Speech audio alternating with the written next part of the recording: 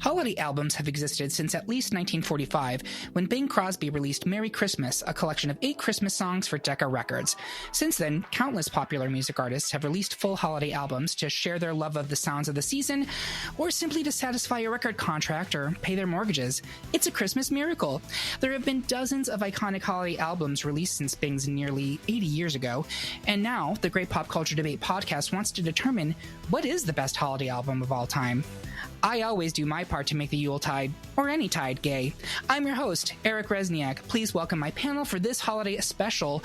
His chestnuts can usually be found roasting over an open fire. It's Derek Mekita. I mean, awkward time to bring up my ginger daddy fetish, but okay. Well, in that case, I'll avoid talking about where Jack Frost has been nipping down the down low. Our next panelist says there's something about a man in a Santa suit that drives him absolutely crazy. Maybe it's the warmth of all that red, hot, sweaty flannel set against the austere coldness of those black leather boots.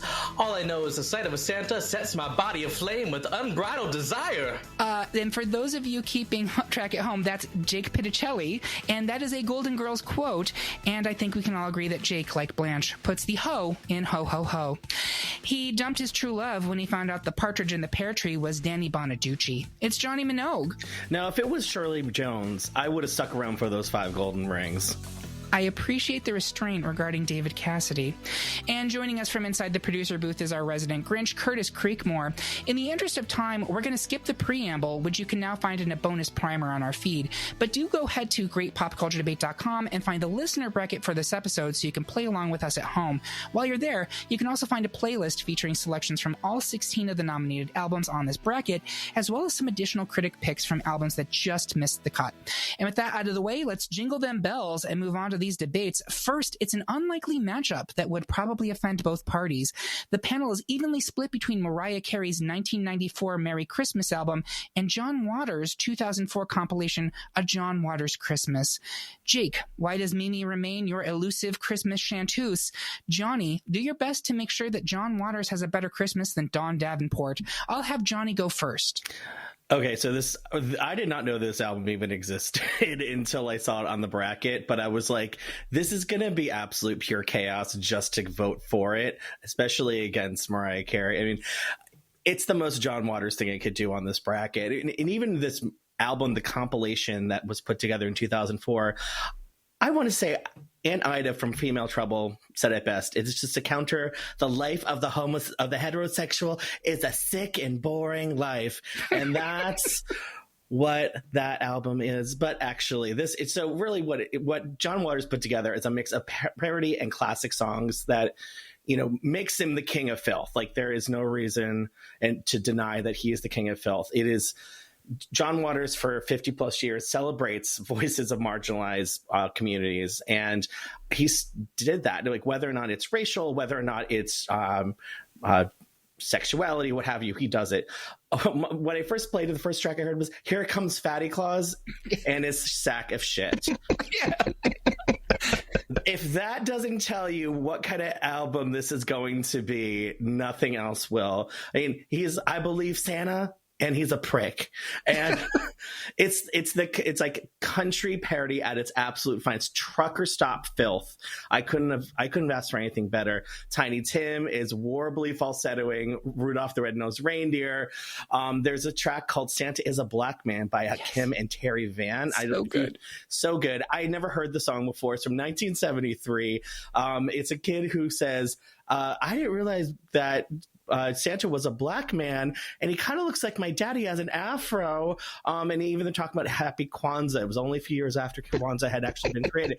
I was like, absolutely perfect, absolutely absurd. But even beyond that, they had Aretha's impeccable version of Winter Wonderland, which I think I'm arguing about 4 other albums that have a version of Winter Wonderland on it, and I'm probably sure I'm arguing against other ones. There's so much of that. But he also appreciated the music of the 60s, and that really was it. If you want to wear white shoes after Christmas Day, listen to this track. Love it. The cha-cha heels. Thank you very much, Johnny. Jake, talk to me about Mariah Carey and Merry Christmas. Well, first of all, it is the beginning of October, so Mariah is defrosting as we speak. And second of all, Johnny, how dare you, as a gay man voting against Mariah? I think that's a hate crime, and I will be calling the ACLU as soon as this podcast is over. What more can I do? So this album came out in 1994, which the year I peaked. I was 1. It was all downhill from there. But this came out right in between Emotions and the Music Box album, which was produced on by Walter Aseneff, which was also a producer on this album as well. I think this album is a definitive Christmas album. We very much think of Mariah, and she thinks of herself as the Queen of Christmas. And I don't care that she failed at her trademark the other year. She's the Queen of Christmas, whether legally she is or not. She is. I don't care. But this album has sold 15 million copies, 8 million alone in the US. She has worked this album since its inception in 1994, from Apple TV specials. She has a new tour coming out that just was announced last week, 2023, which is coming to Boston. I'm going to see if I can get tickets. But regardless, whether you are a lamb or not, you know this album. And obviously, All I Want for Christmas Is You is probably one of, if not the most popular Christmas song of the last 20 years right now. And with other tracks on this, besides the popular song that we all know, Silent Night, Oh Holy Night, I think there is a good mixture of pop up-tempo records and a lot of slow ones that showcase her voice. And so I think as a whole album, it's a really strong package. And I think, Mariah Carey, I cannot see how she doesn't move forward in this debate. Great. Thank you, Jake. Derek, where are you on this one? I'm firmly in the John Waters camp, simply because I feel like we need diversity for pervert mustaches yes. in this brackets. So also, I despise Mariah Carey at Christmas time. I think she's incredibly overrated. I think that she's incredibly overplayed, and I can't wait to continue having that message and that argument through the rest of these brackets. Thank you very much. This is Derek Mekita signing off. I think that's great. So I am the person who put John Waters on this bracket, never thinking that anyone else would vote for it, but wanting to talk about it. And the fact that we are now at a split decision against Mariah Carey, I was going to use a word there that I can't use because this is a family episode. I'm gagged, I'm gooped, and I'm glittered. But I will say this, I'm giving it to Mariah. And of course you are. This would make it a tie. And in our minisodes, we go through the order and we pass around the tiebreaker. I will be breaking it in favor of Mariah. It is crazy to me that we would eliminate this album in round 1. And I think many of our listeners would just turn off the episode and walk away. But the John Waters Christmas album is great. Thank you, Johnny, for doing such an awesome job defending it. The version of Happy Birthday Jesus in there is one of my favorite things I've ever heard. Do listen to it, but Mariah advances. Next, the panel is overwhelmingly in favor of moving forward 1945's White Christmas by Bing Crosby, also known as simply Merry Christmas. But Johnny wants to show us a little RESPECT for the Queen of Soul's entry in the Christmas catalog, Aretha Franklin's This Christmas, Aretha from 2008. Johnny, why should this Christmas be a very special time for Aretha? Jake, explain why Bing remains the king of Christmas. Jake, you go first. Yeah, I'll start off by saying I will be perfectly happy if Aretha moves forward. But, I mean, Bing Crosby has to be... This album, White Christmas, has to be hands down one of the most famous Christmas albums of all time. It's a Christmas staple around households in America around the holiday season when people are playing it through their cars, looking at Christmas lights. I know that's a memory I certainly have listening to this. It is so timeless, and it'll be big for the next 50 years, the next 50 years after that. I think many would argue that Bing Crosby is the voice of Christmas. And when this came out in 1955, it went along with It's a Wonderful Life. And White Christmas, which was composed by Irving Berlin, who was a famous Jewish composer. And I think that is a pattern we will see among many Christmas songs, as many of the great Christmas songs were composed by people of the Jewish faith. And I just find that to be so interesting. So it's thank you for your contribution, Irving. But I think, this is such a classic, and it doesn't feel commercial at all like many of the newer albums do. There was no PR campaign along with it, and so it's just a pure nostalgic album that just makes you feel good and just takes you back. So I think again, I'm happy if Aretha moves forward, but at the same time, Bing Crosby is the voice of Christmas. I think it's 1945, not 55, that you're Christmas right. came out. Yes. Yeah. So that makes it almost 80 years old, which is incredible. But that being said, Jonny, speaking of things that were 80 years old, let's talk about Aretha Franklin. This album originally was released in 2008, which is really mind-boggling because Aretha had been recording Christmas songs since the 1960s. Winter Wonderland, again, it's going to come up a lot in all these picks that I have. Surprisingly, it's a much more spiritual album than I would have expected from Aretha, but she has such the range, and it encapsulates all the things she's doing from gospel to traditional to R&B. She does a really great cover of Don Hathaway's This Christmas with her son Eddie, which it starts off with her on the phone with some unknown person and talking about how she's burning something in the kitchen and getting ready for Christmas. And it's just very human. It brings her down to that kind of person that only very few people knew about Aretha. My favorite track is The Lord Will Make a Way, which is a traditional gospel song. And it's just has her voice with backing organs and a choir. And I'm not really into religious music, but that really made me want to go to church that day. Her version of Silent Night is absolutely my favorite version of that song. I actually despise Silent Night. I think it's boring. I think it's too plotting. I don't like it. But she just brings it to a place with her velvety, rich, and soaring voices. And only the Queen of Soul can take this tepid banal song to some place that I want to be. If you haven't heard it, you have to hear the Night Before Christmas, her retelling, talking about, I'm just waiting for my man. He comes in with a silver and black Bentley, and he drove out saying, "You are one hell of a woman." What did she get that year? The same old shit. Sacred and sacrilegious all in one. We love it. Thank you so much. Great defense. Derek, where are you on this one? So I am still firmly in the Bing camp, I think. Yeah, I had not heard the Aretha album until we were doing our research on this. I think, as everybody knows, there's always a glut of new Christmas albums that come out every year. It's very hard to keep on top of all of them.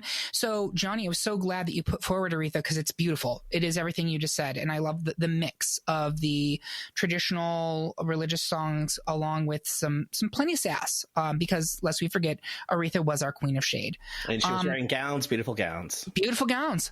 But one thing that Jake said that I really resonated with me was there is nothing commercial about the Bing Crosby album. It was the progenitor for everything else, and it is just pure, unadulterated honesty in singing about these Christmas songs. Yeah. There's something pure about them. So I am putting Bing forward, but great job on Aretha. Seriously, Jonny, thank you. Next, the majority of the panel is feeling contemporary, pushing forward Kelly Clarkson's 2013 Christmas album, Wrapped in Red, but Derek wants to throw it back with the Andy Williams Christmas album from 1963. Derek, why is Williams the most wonderful holiday album of this or any year? I will explain why Kelly is all I need underneath the tree. Derek, you go first. So my argument here will absolutely reveal my bias towards ye olde schmaltz in this episode. Maybe this is just me having fond memories of our best classic holiday song episode a couple of years ago. So I'll fully admit that Kelly's voice is perfection during the holidays. We also need to give some love to the ancestors of our newly beloved holiday albums, and I would argue that few come close to the nostalgia power that Mr. Christmas himself exuded, Andy Williams. This album has all your favorite classics straight from 1963, including bangers like It's the Most Wonderful Time of the Year and Happy Holiday, It's the Holiday Season, among many other standards. He even finds a way to make everyone's least favorite holiday song bearable with his rendition of Kay Thompson's Jingle Bells. So yeah, I realize I'm up against a modern powerhouse like Kelly Clarkson. I get it. I just needed to give Andy its due. I'm going to be honest here. I'm very switchable on this vote. I'm very candid because we did say that Bing was the kind of the grandfather of Christmas music, but Andy picked up the baton from Bing in the 50s and 60s 60s. And then I think Mariah took it from Andy. That's the way that this goes. And, in another few years, Mariah will hand it off to someone else, some cyborg, probably. But I do think it's fascinating. These two albums are actually exactly 50 years apart, the Kelly album and the Andy Williams album. So let's talk about the contemporary holiday classics that are on Kelly's. Her disc, I think, is among the best contemporary Christmas albums.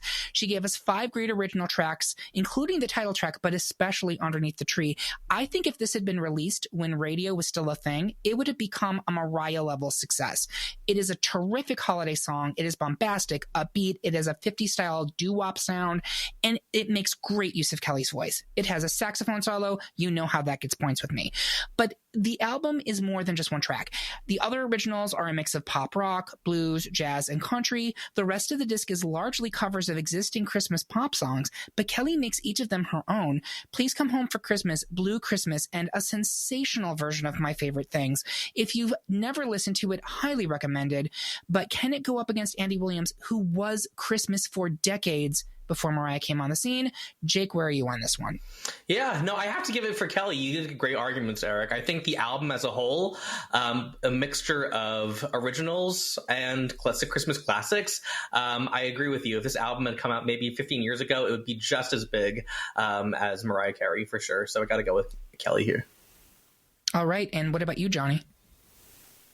I initially had Kelly, but I was ruminating on this kind of earlier today, and I think every time I think of Andy Williams, I think of Nelson Muntz from The Simpsons being like, "We're not going to see it." It's like, you didn't think Moon River come in, but bam, second encore. And this came in, this was second encore, and I realized, you know what, as I enjoyed the Kelly album, I think it's fantastic, but you know what, there's so many things about Andy Williams' Christmas album that I forgot that really made it. Then I'm going to switch my vote from Kelly to Andy. All right. And I get it. Like, this one I was very switchable on. That being said, Derek, the tiebreaker now falls to you. So are you going with Kelly or Andy? Because we're evenly split. I'm sticking with Mr. Christmas. All right. It's the most wonderful time of the year, Mother. Oh, I'm not going to do that because, again, we are a kid-friendly episode. So Andy Williams will advance to round 2. Next, the majority of the panel is feeling a little jazzy and a little snazzy by preferring the Vince Guaraldo Trio soundtrack to A Charlie Brown Christmas from 1965. But Derek is feeling the 90s fantasy of The Christmas Attic by the Trans-Siberian Orchestra, released in 1998. Jake, tell us how listening to the Charlie Brown album makes it clear that Christmas time is here. Derek, get us into the symphonic rock that the TSO has hidden in its attic. Derek, you go first. Yeah, upon closer examination, I have no idea what I was thinking picking this over A Charlie Brown Christmas. Love when that happens. Back and I know, oh my God, I went back and listened to all of the tracks, and while there are maybe 1 or 2 really solid renditions on the TSO episode, or album rather, the majority of it just does not hold up. It feels aggressive at times. So, Jake, I think you should hold on to your argument for Charlie Brown and the Vince Guaraldi Trio for the next round, honestly. Okay, we could. Johnny, are you sticking with Charlie Brown here? Absolutely. I never liked it back then. I thought it was a gimmick back in the 90s. The Trans-Siberian Orchestra you're talking about. Yeah. Ended off the tracks. Jake, what about you? You're sticking with Vince Guaraldi? 100%. Perfect. Easy peasy lemon squeezy. I am glad that we at least talked about the Trans-Siberian Orchestra because, as we mentioned in our Patreon exclusive warm-up, both the Trans-Siberian Orchestra and Mannheim Steamroller owned schlocky Christmas music of the 1990s. So I'm glad we at least talked about it, but ain't nobody got time for that in the 2020s. It is very dated sounding, and it's just not, I think, relevant to the continued discussion. So we will move Vince Guaraldi into round 2. Next, Praise Baby Jesus. We have a unanimous decision as the 1987 compilation of Very Special Christmas Volume 1 proved to be more special than John Denver's 1975 Rocky Mountain Christmas. Next, a holiday R&B showdown as 1963's A Christmas Gift to You from Phil Spector is currently poised to advance over 1970's Jackson 5 Christmas album. Johnny, explain why A Christmas Gift is, as the kids today say, giving. Jake, explain why the Jackson 5 have all the right moves to make it to round 2. Johnny, you go first. Okay, so I think one of the things about this album is that you may not necessarily remember the name of it, but you know all the tracks. Interesting, when this album was released, it was released on November 22nd, 1963. For anyone who knows their history, there was something else that happened that day that overshadowed it, JFK. So it didn't sell very well. Specifically, he was assassinated. Let's be clear about that. He just showed up. He was like hanging out in Dallas. That was all. Nothing big. I mean, technically true, but yeah. Yeah, so just I guess for people who don't know what that was, but it was omnipresent in any event. This album was the wall of sound that Phil Spector had made his own, and that really set the music for the early 1960s and has really set the sound for contemporary Christmas music going forward. It was revived in the 70s and 80s, and everything after this, that's the sound that you think of when you think of Christmas music. Santa Claus is Coming to Town. The Crystals did that. They were one of the groups in the Phillies record kind of cohorts. That's the version that Bruce Springsteen has covered. That's what that other bands have covered. It is now the kind of set standard when you think of anything contemporary. The Sleigh Ride Ronettes, ding-a-ding-a-ding, ring-dong-ding, come on. That is, I sing that in the middle of the summertime. And it is, and All I See Mommy's Kissing Santa Claus. That's another classic that the Ronettes do. Marshmallow World, which was a Bing Crosby song. No, it's better. It's better with Darlene Love's voice on it. Absolutely, 100%. Christmas, Please Baby Come Home, the one original song on that album, is now its own classic. It has now transcended that. So I want to talk about this a little bit more, but I would say the only other thing about this album, who else was on it? Cher. Cher was the backup on every single track. So we're talking about past, current, and for the future. It's true. Great job. Jake, talk to me about the Jackson 5 Christmas album. This is a tough matchup, by the way. Let me just be very clear about that. Yeah, I have to say, I think I'm going to pull a Derek. I also don't know what I was thinking, but I think the Jackson 5 Christmas album is an essential Christmas album, and I'm going to talk about it, even though I am going to switch my vote to Phil Spector. 1970 was the Jackson 5's world. We were just living in it. This is actually one of 3 albums that they released that year. It started with ABC in May. They released this the third album in September, and then the Christmas album in October. And I think this album really personifies Black joy. Something that a lot of the other albums, I mean, White Christmas for sure, not to beat you on the head, but I think there are some great original tracks, like Someday at Christmas is such a great, happy, upbeat Christmas song. And I think that this album is really tough to compete with, but when you put it against Phil Spector, I'm going to have to switch my vote here. Derek, where are you on this one? I'm still with Phil Spector. I mean, although putting Phil Spector against Michael Jackson, it's like, who do you pick between that matchup? I don't know. Yeah, tough. I'm still sticking with the smooth Motown sound of the Phil Spector album. Actually, both of them would have a smooth Motown sound. They're different, though. They do have very distinctly different. Yeah. I love both of these albums. They're both iconic to me. I'm giving it to Phil Spector because I think it was a little bit of a hidden gem for me. I had known a bunch of the songs ahead of time, but I'd never heard the whole thing. I'll save that for next round when I'm defending it. But we will move Phil Spector's Christmas Gift for You into round 2. Next, the majority of the panel wants an old-fashioned Christmas via Carpenter's 1978 album, Christmas Portrait. But Johnny has a fever, specifically one of 100 degrees, for Kylie Minogue's 2015 Kylie Christmas. Johnny, tell us how Kylie will keep you warm this Christmas. I will share why Carpenter's holiday album has me waltzing through the holidays. Johnny, do you mind going first? Absolutely. I don't think this is necessarily going to go anywhere. And of course, she's my namesake, but I think I just really wanted to talk about, how this album is very unique. One of the things that she did, especially for the Snow Queen version of this album, is do some unique duets that I think only Kylie could do. She did a Frank Sinatra duet for Santa Claus is Coming to Town, perfectly delightfully jazzy bop. Thanks to Natalie Cole's pioneering work, they can make it happen. This would have been awesome to actually have them do together. Their voices they're so different, but they're complementary in the most beautiful way. She did a cover of Christmas rapping with Iggy Pop. So going from Frank Sinatra to Iggy Pop in the same album, only Kylie. And she did a version of Only You, the Yazoo new wave hit, and took it spectacularly into a longing Christmas track. And now ignore that she's with James Corden, but that's a different story. It's still, if you didn't know it was him, you go, oh, this is absolutely touching. She gayed the hell out of Paul McCartney's Wonderful Christmas Time with Mika. And let's not end without talking about the best duet. And it's all Minogue all the time, 100 Degrees.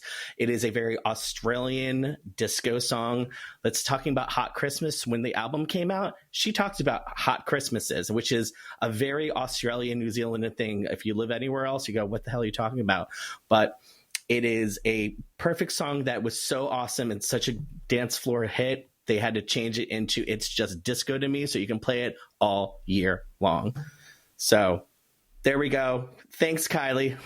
It's a great album. I love it. It is one of my favorite contemporary pop Christmas discs. Unfortunately, it's up against Carpenter's. So before I talk about Christmas Portrait, I need to acknowledge that I'm specifically referring to the special edition of the album, which was released in 1984, and not the only version. And now it is the only version that you can find in circulation since then. The original Christmas Portrait album, which was released in 1978, lacks several of the songs that make me the happiest. The special edition is actually a compendium of tracks from both of the original Christmas albums by the Carpenters. So that's just a little background. With that being said, Christmas Portrait is camp. It sounds exactly like 70s and 80s Christmases, as crazy as that sounds.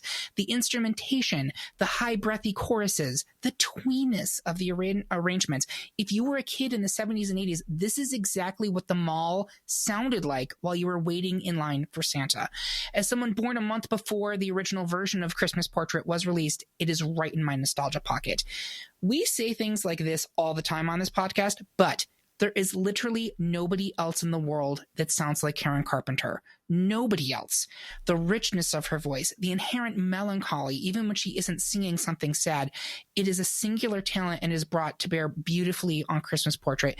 Christmas Waltz, Merry Christmas Darling, her version of Ave Maria, these are unimpeachable tracks even 40 years later.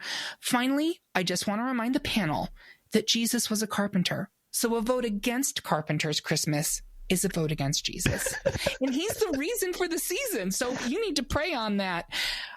Jake, where are you on this? Merry Christmas, Darling. You got to go with Carol Carpenter. Carol Carpenter did the thing. Karen Carpenter. Carol, you're mixing Carol King and Karen Carpenter. I sure am. It's okay, folks. He's going through it today. But so I'm taking that as a Carpenter's vote. Yes. All right. Derek, where are you on this? Yeah, I'm still with the Carpenters here. If you haven't listened to the Kylie album, please do so. It's terrific. If you want something to keep you moving while you're baking your cookies, yes, that's a euphemism, put on Kylie. But we will advance Carpenters into round two. Finally, in round one, the majority of the panel wants to be home for Christmas with Amy Grant's 1992 album of the same name, but Derek is feeling a little bit country for 2019's The Casey Musgraves Christmas Show. Jake, Amy grant us the serenity that comes with moving home for Christmas into round two. Derek, explain why you don't need ribbons or bows, but you do need Casey to advance. I'll have Derek go first. Yeah, I'm going to do what I did earlier and completely switch my favorite today, because it was one of those things where, like, I think my memories of specific albums do not hold up to me re-listening to them later for this episode. So, yeah, I started listening to the Casey Musgraves album, and she has some really interesting duets on this album, but by and large, I can take maybe 5 minutes of her voice. There's just not enough nuance to it. And it's not even that it has too much like country twang to it, because that's not what Casey Musgraves' voice is like. It's just, I don't know, like, especially when I'm sitting down and I'm listening to both of them side by side, for me, I think I'm switching my vote to Amy. So there we go. I will jump in here and say a couple things. I think for me, and I will get dragged by the gays for this because we love Casey Musgraves, her voice has a flatness to it. I think it works really well on her songs, but it is a little bit of a flat voice. Also, Casey has 2 Christmas albums. This is the live version that goes along with her Amazon Prime, I think it was, holiday special. But her original Christmas album, which I think is called A Casey Christmas, Jake Pitochelli, you're a Casey Musgraves fan. Is it Casey Christmas? Yes. Yeah, That's a great Christmas album. And so when I was initially voting, I thought it was this one. I was like, oh no, this is the live album. So I get it. But Jake talked to us about Amy Grant, who he said right off the bat, folks, we're going to hold off on that conversation until round 2, because I believe it's advancing. Johnny, are you sticking with, are you going Amy or are you going Casey here? Next time I vote, it will be for Amy. Next time I vote. All right, Jake, you're sticking with Amy. Yeah, if Karen Carpenter did the thing, then Amy Grant is my woman king. Very well done. All right, so we will advance Amy Grant into round 2. And that's it for round 1, folks. We're going to take a quick break to unwrap our candy canes. We'll be right back after these messages.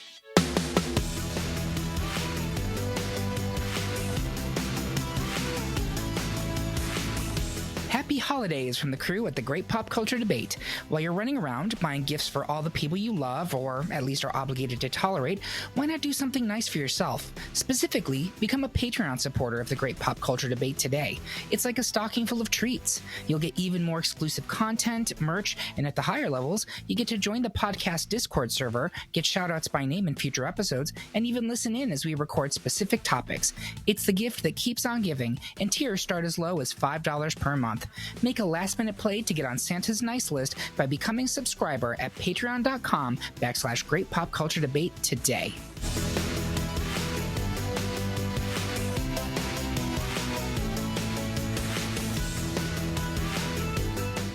And we are back for round 2 of our best holiday album debate. Before we get into the Elite 8, I want our panelists to share their social media accounts and also share your personal favorite holiday songs. These are individual songs. They do not have to be from these albums. Derek, I'm going to start with you. Yes, you can find me on Instagram and Threads at DRKMKT, which is my name without the vowels. My personal favorite holiday song is the 1961 recording of Nat King Cole's The Christmas Song, also known as Chestnuts Roasting on an Open Fire. And if you want to hear me argue for that, you can listen to our Best Classic Holiday Song episode from 2 years ago. Feel very strongly that. Yes, he does. Thank you very much. Jake Pitochelli, what are your socials, and what is your favorite individual holiday song of all time? Yeah, my Instagram, Threads, and TikTok are jtesu_. My favorite Christmas song of all time, I didn't know about it until the chorus that I'm in the Boston Gay Men's chorus. We sang Love is Christmas by Sarah Bareilles. And I think it's just such a beautiful Christmas song, has such beautiful chords, and her voice is just so amazing. So, yeah. Lovely pick. Thank you very much. Jonny Minogue, your socials and your favorite Christmas song? I am on pretty much everything as Jonny Minogue, one word, no H, like Kylie and Danny, who we discussed in round 1. My favorite Christmas song is Mele Kalikimaka by Bing Crosby and the Andrews Sisters. There's just something about that post-war, like, Hawaii trend that just resonates with me, and it's so stupid, and it's so fun, and I love it. It's the most anti-Christmas song.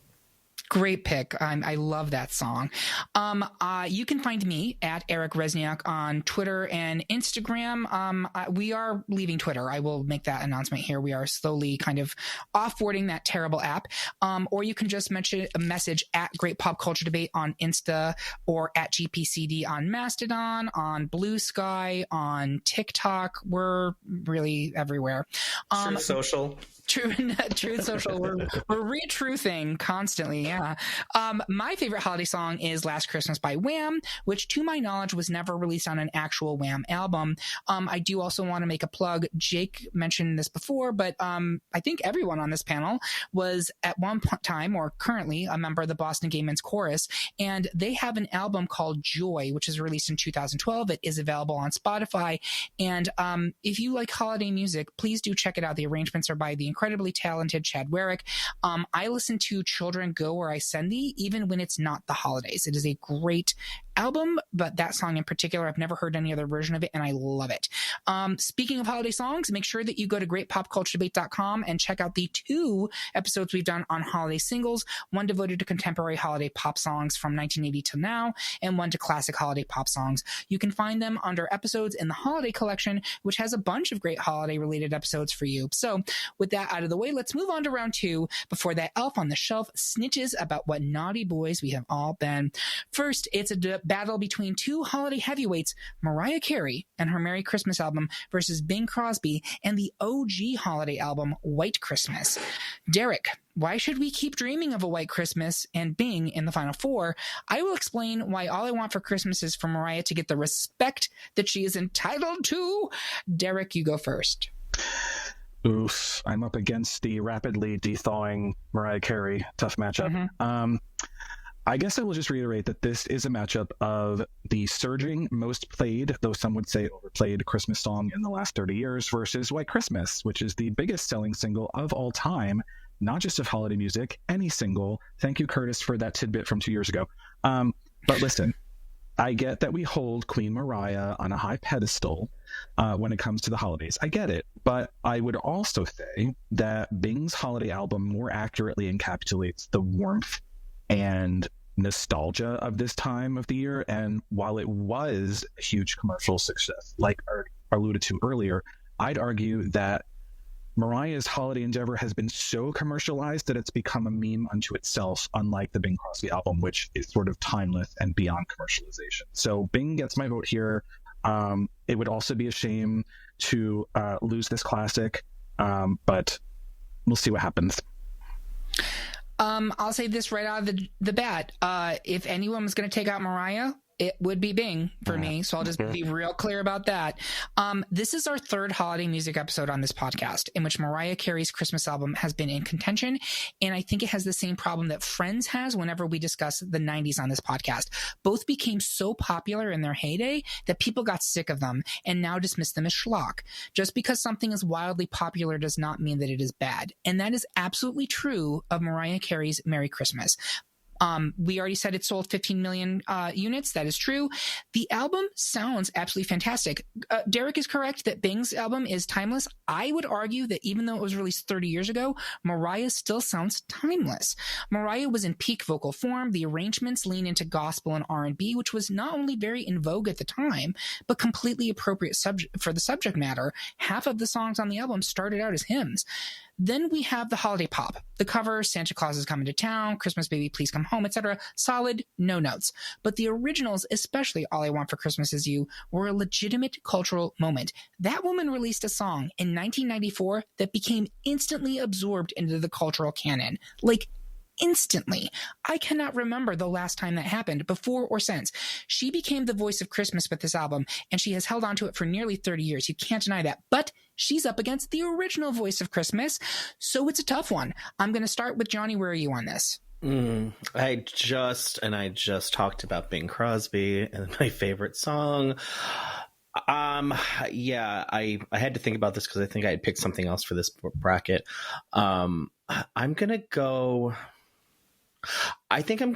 with Bing Crosby, just kind of out of like the length, and it's just how it's influenced so many other things. And I'm not really, and it's really tough because it's kind of how, like, is it been influencing for 30 years or for 80 years? But I'm going to go with Bing, but it's a really tough decision.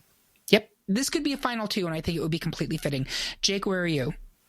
Yeah, I agree with Jonny. This is a really tough decision, and I was originally going to go with Queen of Christmas, Miss Mariah Carey, but although I hate the search engine, I will vote for Bing Crosby.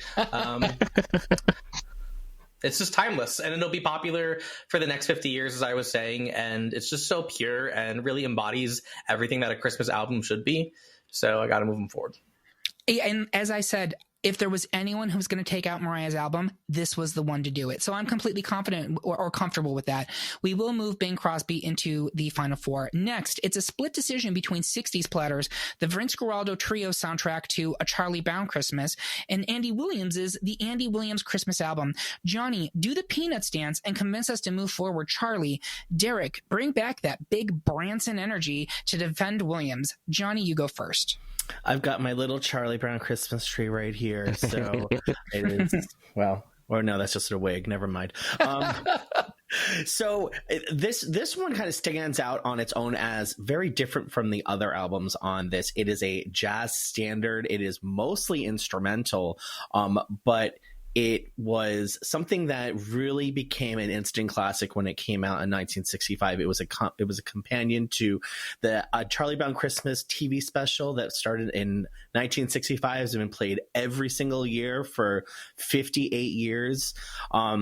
There's only 2 songs that have any sort of vocal on it. Christmas Time Is Here, which is the opening to the TV special, and just that those beautiful high pitched children's voice choir, which normally drive me nuts, but it works so well here in the Peanuts verse that I could overlook it. And the longer instrumental version of it, which is 6.5 minutes, it's just pure simplistic perfection. It is. You put it on, you feel classy, you feel warm, you feel kind of expensive. It feels like you're in a very fancy Christmas bar and sipping on some lightly spiked eggnog. And Linus and Lucy is the track that probably you think more of just like the Peanuts world than anything else. Is that high pitched piano. I'm not doing very well at all, but you also don't want to have a copyright infringement, but it is. Yeah, let's avoid that this Christmas. Exactly, not doing that this Christmas. No, not so much. Fair use. But Linus and Lucy is like, that is the quintessential Peanuts song. When you think of the Peanuts, the music and Charlie Brown, that is it. And it just stands out as something super unique and super fantastic as a Christmas classic that really has no other comparison. It's true. It's very unlike anything else on here. Derek, why don't you talk to us about Mr. Williams again? Yes. So first of all, I'm going to channel Curtis and say, Christmas time is here.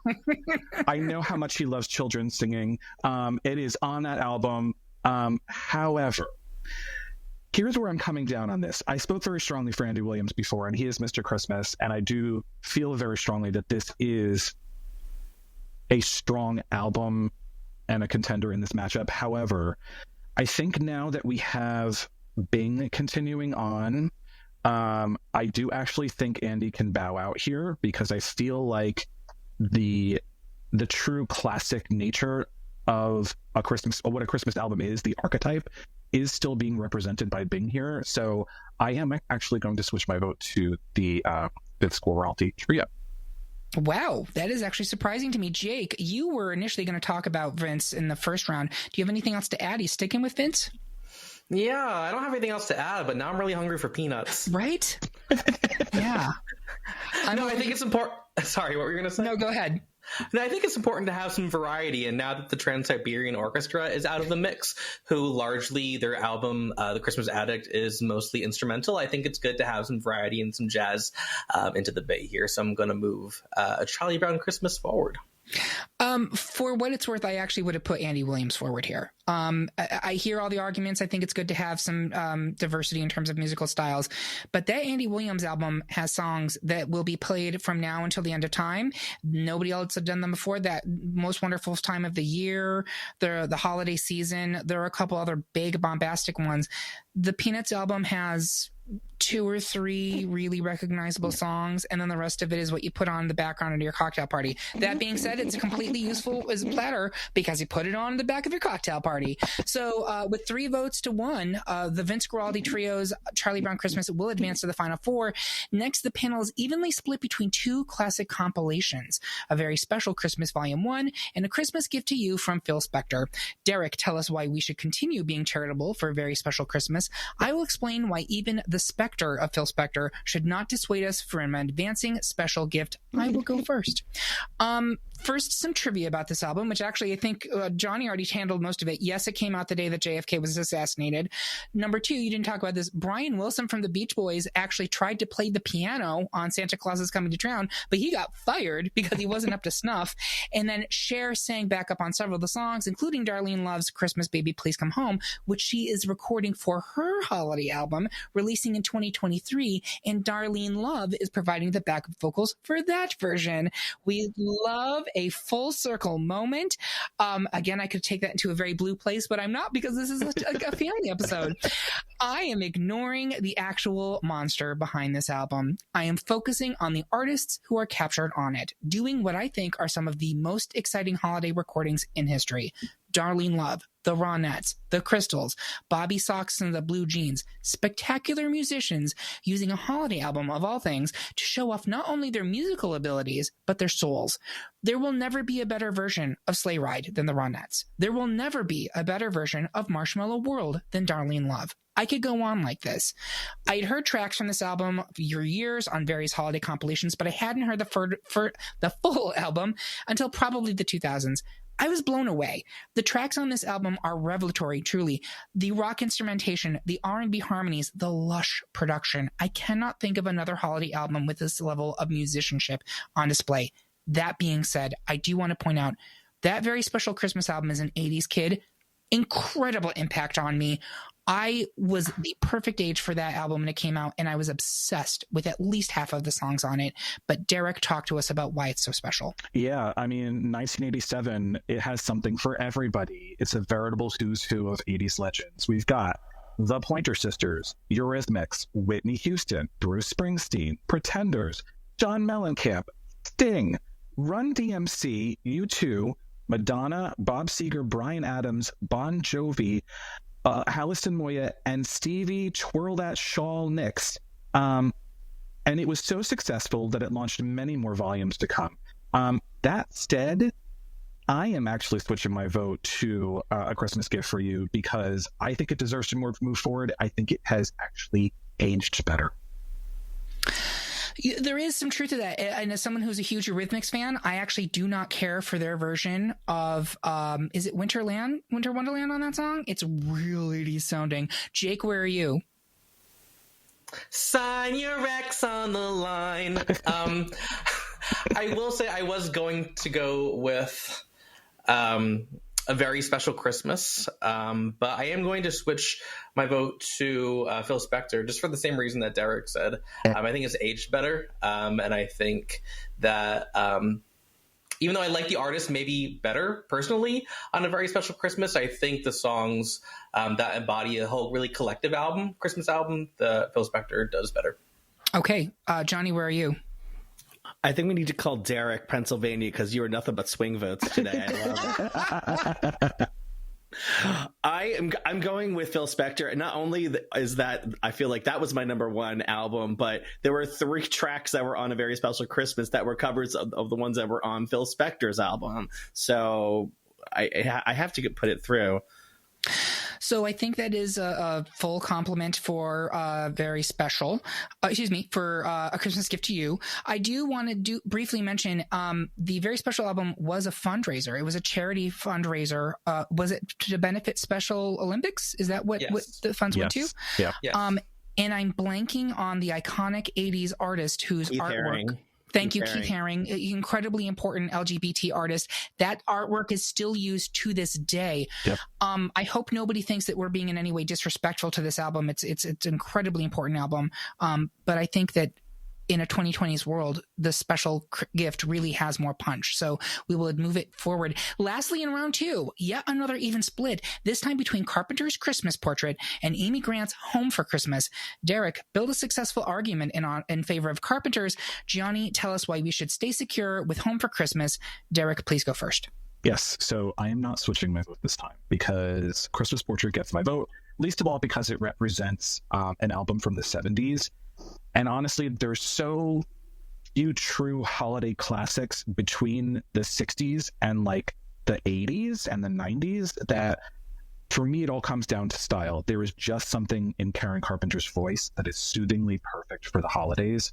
Her own rendition of Have Yourself a Merry Little Christmas, to The Christmas Waltz, to Christmas Song, to Merry Christmas Darling, all are beautifully arranged and voiced. This album is solid from beginning to end, and that is why it is certified platinum. I won't be mad if either of these are moving forward, but the Carpenters get my nod here. I do think it's more of a classic, and again, Karen's voice is just so soothing. I mentioned this in the preview we had up on Patreon, but Amy Grant's is actually in the top 25 all-time highest-selling Christmas albums. And the Carpenters, I'm not sure it is. Johnny, I know, Jake, you were going to initially talk about this album, and he literally said before we started recording this episode, I'm going to come hard for Home for Christmas. So, Johnny, do you mind if I have Jake go first because he held on to his argument from round 1? Sure.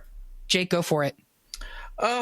Amy Grant, Home for Christmas. I mean, this is my favorite Christmas album for many of the reasons that you gave Karen Carpenter. I find in Amy Grant, her voice is so rich, and I think make perfect use her voice of the classic Christmas standards, but also some of the original tracks which really stand out, like Breath of Heaven, Grown Up Christmas List. Grant was so big in the 1990s, and Eric, you were right, this album was certified triple platinum. So even though I don't know if we should necessarily put that into account for it, does it make it a better Christmas album, but it's certainly quite popular. I listened to this album in the middle of the summer, and every song is good. I enjoy every single song from the beginning to the end, which is a great instrumental. I think that there's no wrong time of the year to listen to this album. It's hard to. I just love it so much for personal reasons. I have so many, nostalgic memories of putting up the Christmas tree and decorations for this album, listening to it in the background while I looked at Christmas lights with my family. I think Amy Grant's voice is perfect for Christmas. And if we're taking Mariah Carey out, we have to put Amy Grant in. We say this every time we do a holiday episode of this podcast, that nostalgia plays such a critical component in these votes in particular. So I get it, Jake. I really do. Johnny, do you have anything to add on Amy Grant? Where are you voting? Well, I love Amy Grant, and not ironically, to paraphrase Trey Taro. It was the 18th most sold album of all time. So just, you would say top 25, it was 18, it was on my list. I'm absolutely going for Amy Grant. I have a really random story about Amy Grant and Lil' Kim, because I liked them both on the same day on Facebook, and it came together that Jonny Minogue likes Amy Grant and Lil' Kim. Now, if they've done a Baby It's Cold Outside version, yes, that would have been the Where ultimate. is that? Where is that? I'm putting that out there. Amy, Lil' Kim, put it together, make it happen. That is the collab right there. That's what we need. It's the Bing Crosby and David Bowie of the 2000s. I love it. So I think right now we are 2 for Amy. Derek is on Carpenters. I would lean towards Carpenters personally, which would mean that it's a tie. And I believe, Jake, it's your tiebreaker. So Jake, where are we going here? Oh, this is so hard. I really love both albums so much, and even though Home for Christmas is my personal favorite Christmas album, I think that Christmas Portrait is so iconic and really is just one of the top. I have to go with Christmas Portrait. Wow. Not Carol Carpenter. Karen Carpenter. And I know I'm switching votes, Johnny, so you don't have to send Dominion after me, but it's a Christmas miracle, folks. I did not see this coming. Wow. So with that, we have our final 4. We're going to take another quick break to demand that a total stranger bring us some figgy pudding. We won't go until we get some. We will be right back after these messages.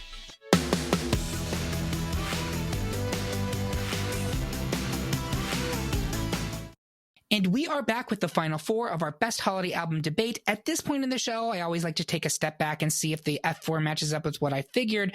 We have Bing Crosby's White Christmas versus the Vince Guaraldi Trio Charlie Brown Christmas, and A Christmas Gift to You from Phil Spector versus Carpenter's Christmas Portrait.